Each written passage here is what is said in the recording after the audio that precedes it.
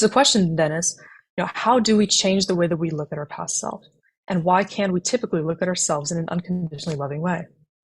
So I often challenge people to look at themselves in the way, imagine source consciousness was looking at you. How would that look and feel? How does that differ from you right now perceiving yourself?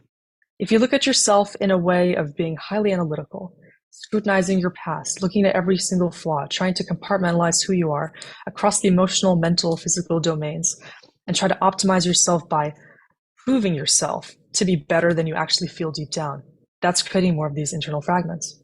And so it's the energy that you actually bring into your own focus on who you are, which ends up precipitating all these outcomes. So I see that so many people, they're trying to improve themselves, but they force themselves into this artificial template.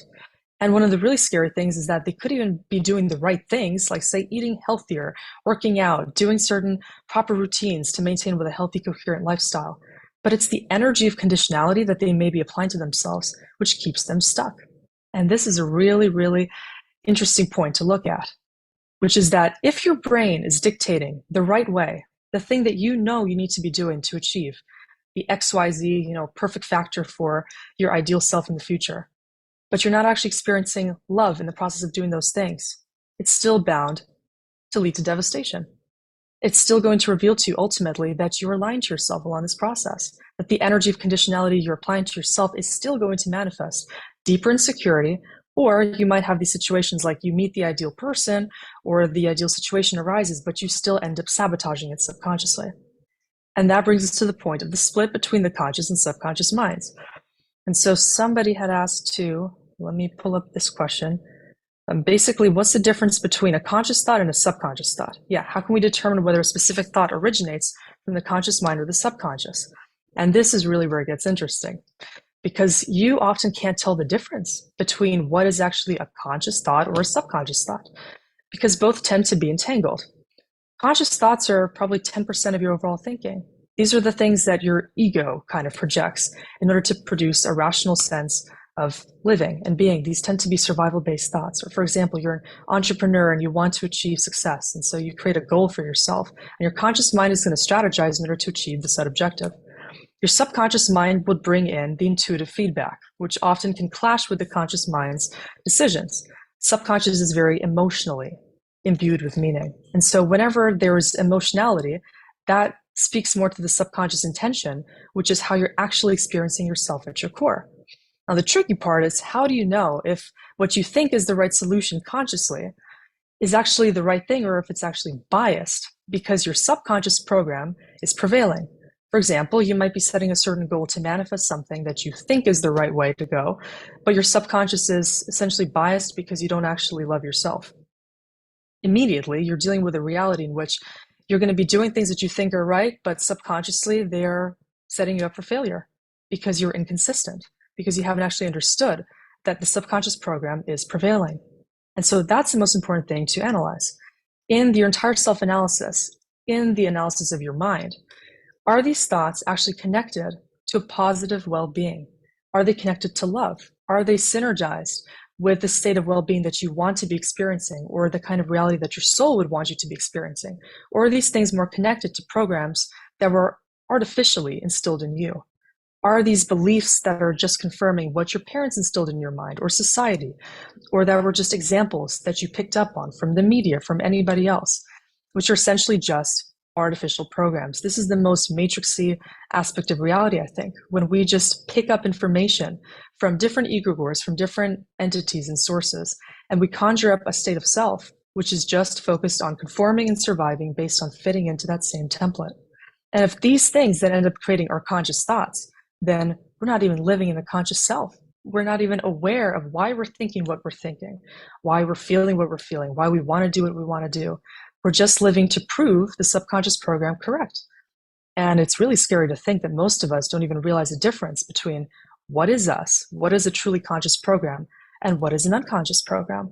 And this is what is often revealed through unconscious patterns, through relationship struggles, through all kinds of difficulties we end up manifesting, when we realize these things are actually illuminating to us if we've been deviating from unconditional love, from source truth, from authenticity, when we end up manifesting things that we don't actually feel in alignment with. That's how the world provides us that feedback through our experience.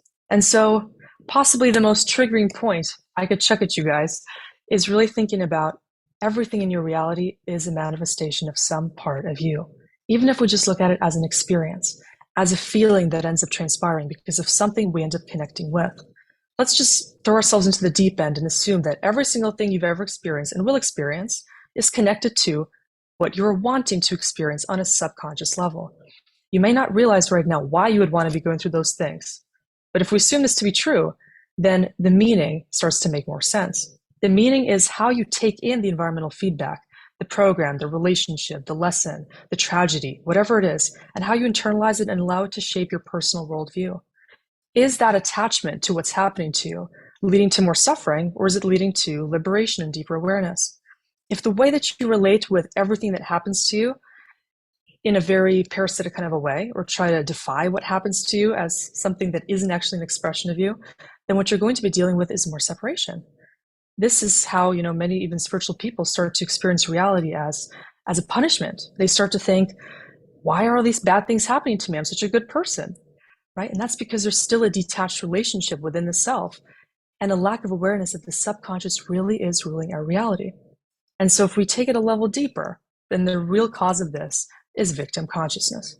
And so this energy comes through subtly in different ways. I can see it in some of your guys' questions. I can feel this energy when it comes to people that are trying so hard to transcend.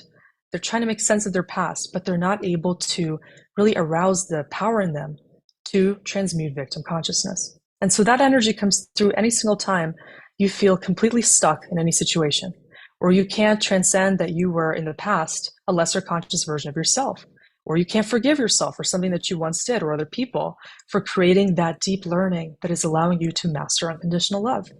If you're still not seeing the meaning in anything or in anyone in your reality, there is a component of victim consciousness there.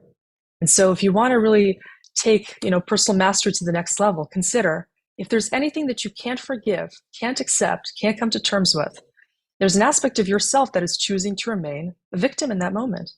And this is not about gaslighting yourself into not feeling or experiencing the pain or the true emotions of that experience. It's about you being able to accept those experiences, go through the emotions, figure out why are you going through that experience? What is that teaching you more deeply? And how can you let go of some attachment to the suffering to stop suffering? And so I think that many of us, we've been through the suffering and we can stay caught up in that loop of just thinking that we deserve this. And that's something that we need to accept. And so if victim consciousness ends up being accepted, we're really in a rut because that's an experience that has to be transmuted. That's an energy of us actually lacking awareness, not being able to see the wholeness in who we are because of certain things that end up happening, which are really just reflections of parts of our consciousness.